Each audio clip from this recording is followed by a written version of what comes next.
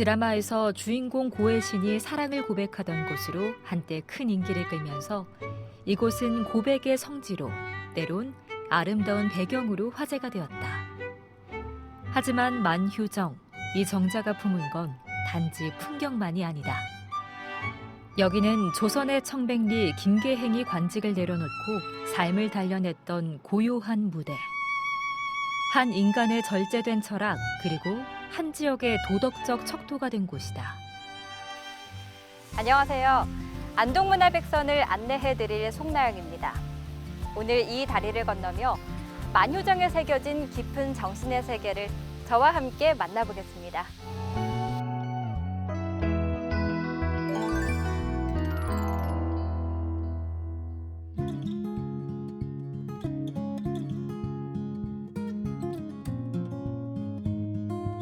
안동문화백선 26번째 이야기책, 안동 정자의 백리 만휴정을 지으신 국립경북대학교 황만기 교수님 모셨습니다. 교수님 안녕하세요. 네, 안녕하세요.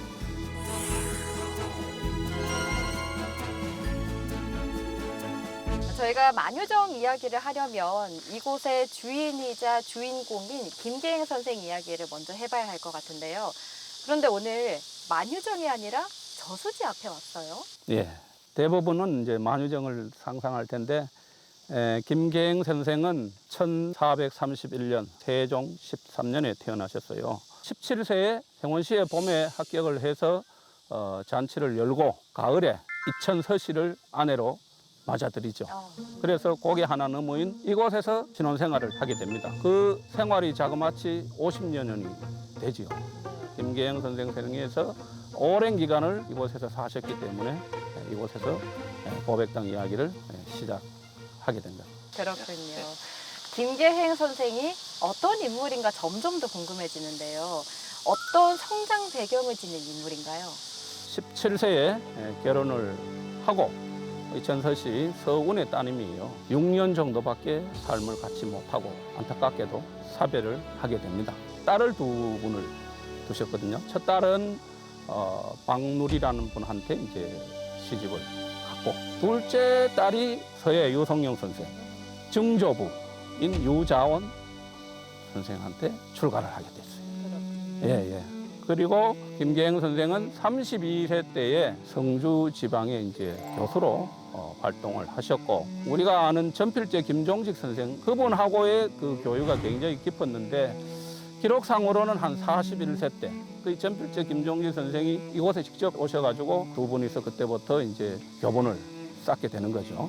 네. 그래서 50세에 문과에 급제를 하게 됩니다. 50세면 조금 늦은 편이긴 해요. 지금은 이제 굉장히 늦은 나이로 이제 인식이 되겠지만, 당시에는 문과 급제를 하는 분들이 굉장히 드물었기 때문에 50세 하는 것만으로도 집안에서는 굉장히 큰 영광이었죠. 그래서 그 이후로는 이제 본격적으로 이제 조정해서 이제 배설을 이제 하게 되죠. 보백당 김계행 선생은 조선 전기에 사관원 대사관, 홍문관 부제학, 성균관 대사성 등을 역임하였고, 당시 전필제 김종직 선생과 함께 영남을 대표하며 도덕과 학문으로 덕망을 받아온 청백리의 표상입니다.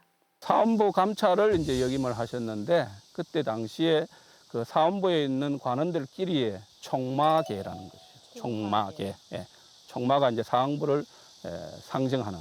그래서 계 모임을 오랫동안 이제 지속적으로 하고, 1492년에 전필제 김종직 선생이 작고를 하게 되죠. 그 이후에 이제 모사와 1498년도 그때에 이제 전필제하고의 교유가 깊었던 이후로 감옥에 갇히는 거죠.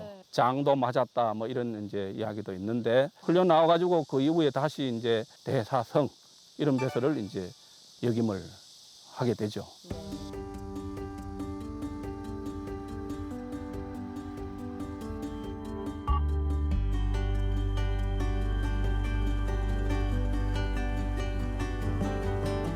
저희가 자리를 옮겨온 이곳이 선생의 맏아들이 먼저 옮겨와 살았던 묵계 보백당 종택입니다. 선생의 아호가 보백당인데 여기엔 어떤 의미를 지니고 있나요? 보백이라는 의미는 청백을 보물로 삼는다는 뜻입니다. 당호이자 김계행 선생의 아호이죠. 보백의 의미는 탐욕보다는 청백을, 토유보다는 절제를 삶의 중심에 둔 철학입니다. 김계영 선생은 벼슬을 구하기보다는 언제 이 벼슬을 내려놓을까를 고민했던 그런 분이죠. 소산 1위에서 우리 설못에서 거기가 이제 원래 이 보백당이 있었던 곳입니다. 그 뒤에 이제 후손들이 이 종가 옆으로 별채로 이제 이건하여 세운 것이죠. 그 68세에 모사 연루되었다가 벼슬의 염증을 느끼고 그곳으로 낙향을 해서 보백당을 짓고 2년 정도 사시다가 이쪽으로 오셨죠. 벼슬에서 물러나 묵계로 돌아온 김계행. 그의 철학이 담긴 정자 만휴정. 말년의 휴식이라 쓰고 절제의 마침표라 읽는다. 만휴정, 이름에서부터 깊은 사유와 휴식이 느껴지는데요. 이 공간은 어떻게 탄생했고 어떤 기능을 하던 공간이었나요? 이 만휴정 정자는 애초부터 만휴정이 아니었고 쌍청헌이었습니다. 쌍청헌. 23살 때 의령남씨와 두 번째 결혼을 했다라고 했잖아요. 네. 그 의령남씨, 남상치 그분이 이곳에서 쌍청헌 정자를 짓고 이미 독서와 강학을 하고 계셨죠. 그 쌍청은 의미가 두 가지 맑은 거거든요. 물 그리고 달. 물과 달. 네. 폭포 웅덩이가 있잖아요. 여기에 이제 달이 뜨면 어떻게 써요? 비치죠. 그러면 더 맑죠. 그러니까 제 생각에는 애초에 쌍청은 위치는 저기가 아니고 바로 보이는. 위치가 이 아래였을 것이다. 예. 그래서 이 1501년에 이제 경영을 하잖아요. 그때 이제 쌍청헌을 장인으로부터 이제 물려받고 본인은 그것을 가지고 본인 당대에서 이제 경영을 했죠. 만휴정은. 그리고는 이제 87세 1517년에 돌아가시고 200년 세월 뒤에 지금 현재 위치 저곳에 부대손이 이제 중건을 하게 되죠. 본인도 완성을 못했어요. 그래서 아들한테 내가 하고자 하는 일을 반드시 완수해라. 보백당 고대조 할아버지의 정신을 우리는 이어야 된다. 그래서 저기에 이제 중건을 했고 오늘날까지 지금 유지가 되고 보니까. 보통 정자는 제향을 하지 않는데 이곳에서는 또 제향도 했다고요? 예, 예. 흥선대원군이 이 서원 철폐령을 내렸잖아요. 너무 많은 서원이 거기에 당정에 온상이 되고 긍정적 기능보다는 부정적 기능이 더 많구나 하고 해서 전국에 47개만 남기고 다 없애라. 그런데 그 건물 전체를 없애는 게 아니에요. 네. 제향 공간, 사당만 없애는 거예요. 그 사당만 없애니까 오랜 세월 그 제향을 모셨던 보백당 김계영 선생의 위패는 그러면 어디로 가야 되느냐는 거죠. 네. 이제 나라에서 엄벌이 내려져요. 큰일 납니다. 그러니까 못하니까 그 위패를 가지고 와서 마이동 그 한쪽에다가 위패를 모시고 거기서 이제 제를 모셨죠. 그래서 이 만휴정이 다른 정자와 차이점이 이제 제향 기능을 갖췄다. 한때나마 그런 의미가 좀 특별하다라고 할 수가 있겠죠. 예. 예. 서원은 사라졌지만 만휴정은 사라지지 않았습니다. 이곳엔 오히려 더 많은 이야기 그리고 더 깊은 시간이 쌓여만 갔습니다. 정자의 기둥에 새겨진 말 오가무 보물, 유보물 청백. 우리 집엔 보물이 없고 보물이라 할 건 오직 청백뿐이다. 이 말은 단순한 가훈이 아니라 김계행의 전생애를 관통하는 철학이다. 교수님, 정자의 가장 눈에 띄는 곳에 새겨진 이 문장이 김계행 선생의 깊은 뜻을 담은 문구라고요? 네. 오가무 보물, 보물유 청백. 저게 왼쪽에 작은 글씨가 있거든요. 선생당천 개치의. 무슨 말이냐면 아까 우리 보백당 갔다 왔잖아요. 그 보백당 당호가 이 문구에서 취했다는 거예요. 사실 이거는 문장이 아니고 시입니다. 시. 어원으로 된 시예요. 근데 어원은 보통 보면 이제 절구, 율시가 있는데 네 구는 절구라고 그러고 여덟 구는 율시라고 합니다. 마지막 두 구를 아마 가져온 것 같은데 나머지는 전하지 않습니다. 조구절만 정하는 것이. 사실 말로만 청백이지 얼마나 실천하기 어렵습니다. 그렇죠. 이 청백 정신이라는 게 단순히 청렴하다 그 이상을 뜻하는 거죠. 그렇죠. 청백 정신은 만휴당의 철학이죠. 삶의 바탕이고. 유천 이만규가 지은 보백당 중세기가 있어요. 거기에 내용이 300 정신을 이야기하고 있어요. 우리가 지금 청백 이야기를 했는데 여기다가 이제 플러스를 두 가지 더 하죠. 결백, 정백 이렇게 해서 300 정신으로 더 확대해서 성화를 하자라고 이제 그 중수기에다가 이제 썼더라고요. 300정신이 그리고 지금까지도 계승이 되고 있는 거고요. 네, 그렇죠. 예, 장학회라든가 공동체의 공간이라서 작은 민주주의가 실행되는 철학적 공간으로 이해를 할 수가 있는 거죠. 그리고 사실 보백당은 아호, 김계행은 이름, 자가 있어요. 자. 자가요? 예, 예. 자는 보통 보면은 이제 관례를 치를 때 그 집안에서 조금 덕망이 높은 분이 이 사람이 어떻게 자랐으면 좋겠다는 의미로 자를 지어 줍니다. 남자는 보통 20세 전후로, 여자는 16세 전후로 해서 남자는 갓을 쓰니까 갓간자를 써가 관례, 여자는 비녀를 찔러요. 그래서 비녀 계자 해서 계례라고 하거든요. 그 의식을 치르면서 이제 자를 지어 줍니다. 근데 보백당 김계행 선생은 자가 치사입니다. 치사. 치할 치자, 이사자. 이 자는 보통 보면은 항열자는 빼고 나머지 한 글자에 대해서 이 사람이 이렇게 성장했으면 좋겠다는 의미를 담고 있거든요. 거기에 보면은 형이 이제 개자 건자 대시요. 이분은 개자 행자고. 그러면 항열자는 개자거든요. 그걸 제외하면 나머지 남는 게 행동 행자가 남아요. 그럼 행동 행자를 어떻게 이제 행동하라고 했냐 그러면은 저는 보백당 김계행 선생을 조선의 복자천이라고 이제 부르는데 그 복자천은 누구냐 그러면은 공자의 제자, 복부제의 자가 자천입니다. 그 사람이 이제 공자의 훌륭한 제자였죠. 당시에도 청백리로 알려졌어요. 그래서 공자는 자기 제자를 평가를 합니다. 거기에 이제 나오는 구절이 있거든요. 네.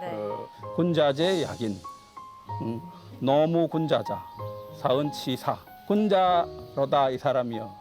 노나라에 군자가 없었다면 이 사람은 어디에서 이런 덕을 취했겠는가. 그래서 그 복자천의 어떤 행실을 가지고 실행을 옮겨라 라는 의미로 자를 치사라고 이제 한 거죠. 그래서 네. 저는 이제 김계행 선생은 우리 조선의 복자천이다.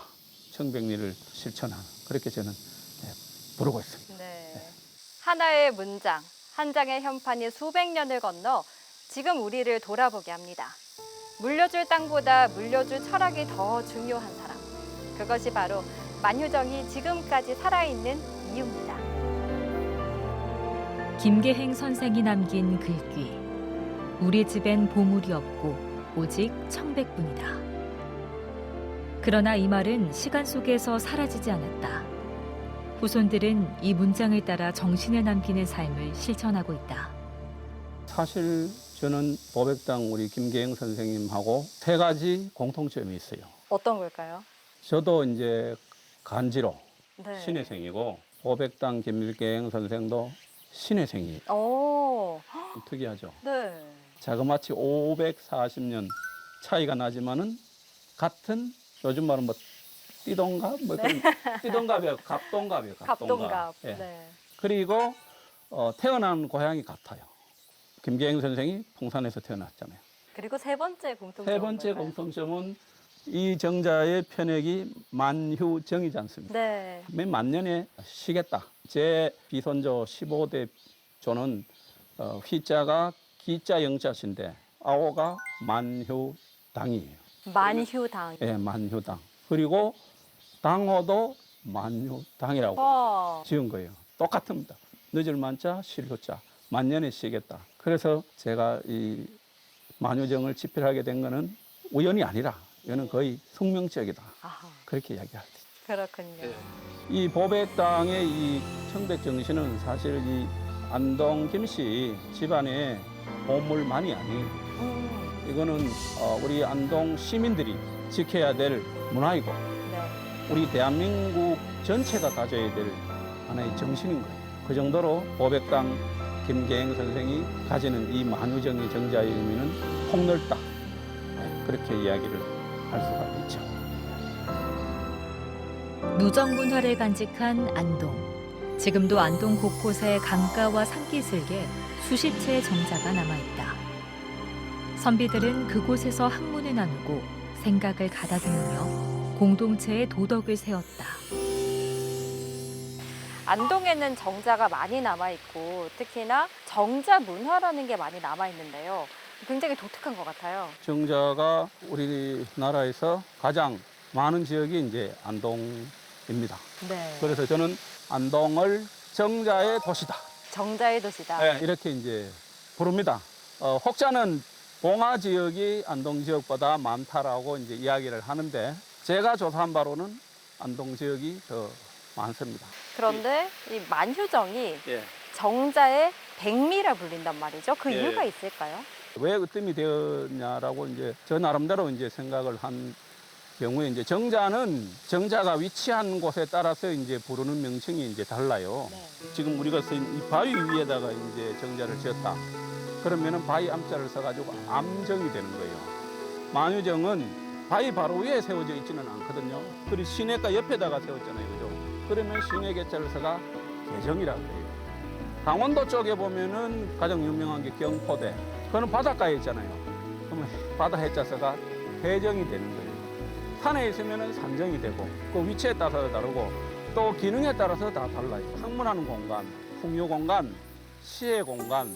영어로 같은 경우에는 이제 우리 공민왕이 피난을 와가지고 거기에서 이제 어전회의도 개최를 했거든요. 네. 그런 기능들이 있고 전라도 지역의 그 정자들은 하인들이 농사를 잘 짓느냐 짓지 않고 있느냐 관리 감독의 기능도 있어요. 아하. 제가 이 만휴정을 안동 정자의 백미라고 하는 이유는 풍광도 지금 보면은 앞에 이제 냇물이 흐르고 뒤에 이제 산이 받쳐져 있고 훌륭한 공간이 있을까 할 정도로 굉장히 좋거든요. 지금 보세요. 너럭바위가 이렇게 넓은 한 100여 명 앉을 수 있겠죠? 네, 여기까지 앉을 수 있을 것 같아요. 이렇게 이제 너럭바위 이렇게 공간도 이제 드물 뿐더러 만년에 이제 내려오셔서는 이제 휴양도 하고 휴식도 하고 그다음에 학문도 하고 또 이제 제자들도 기르고 이런 어떤 풍요 공간 내지 강학 공간이 이제 주를 이루었죠. 1501년에 이 만휴정을 지었지만은 계속 그 만휴정 정자를 유지를 못했어요. 그 이후에 무너지고 네. 부서지고 사라지고 어. 완전히 그러다가 한 200년 뒤에 보백당 김계영 선생의 이제 부대손이죠. 김영이라는 분이 중수를 해야 되겠다라고 생각해서 이제 한 것이거든요. 중수된 이후에는 그 기능들이 좀 많이 달라져요. 어떡해요? 강학하고 학문하는 그런 공간이 아니라 그것도 하고 시 모임을 하거든요. 그걸 시회라 그래요. 그 다음에 이제 글 짓는 문장, 문회, 또 문주끼리 모이는 모임, 종회, 뭐 이런 것들도 이제 많이 이제 여기를 하죠. 그러면서 이제 기능이 완전히 이제 달라진 거는 제사를 여기 모셨다는 거죠. 누가 제사를 모셨겠습니까? 보백당 김계영 선생의 제사를 거의 제한 기능을 갖추는 거죠. 네. 다양한 기능도 갖추고 또 풍광도 좋고 네. 그래서 정자 중에 정자다. 그래서 안동 정자의 백미다라고 이제 부제를 한번 붙여본 겁니다. 그럼 지금으로 치면 마을 회관이자 강당이자 도서관이자 교실이었다. 이렇게 볼 수 있겠네요. 뭐 그렇게도 이제 볼 수가 있는 거죠. 안동 김씨 집안에 한 집안의 사적 공간이 아니고 열린 공간이고 공적인 공간이에요, 여기가. 그렇게 이제 이 공간은 다른 어떤 정자와 확연히 구별되는 기능이었고 그런 의미가 이제 담겨 있다라고 이제 볼 수가 있죠. 철학적인 깊이를 정자 속에 담아 사유한 책. 안동 정자의 백미 만휴정을 지으신 국립경북대학교 황만기 교수와 함께했습니다. 교수님 고맙습니다. 네, 고맙습니다. 아름다운 풍경을 넘어 선비의 정신이 머문 곳 만휴정.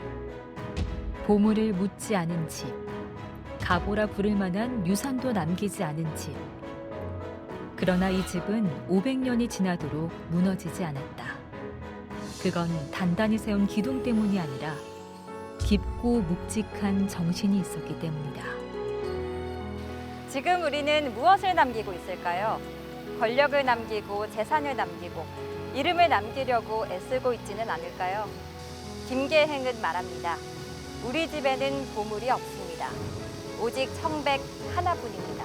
오늘 그의 말이 더욱 깊이 다가옵니다.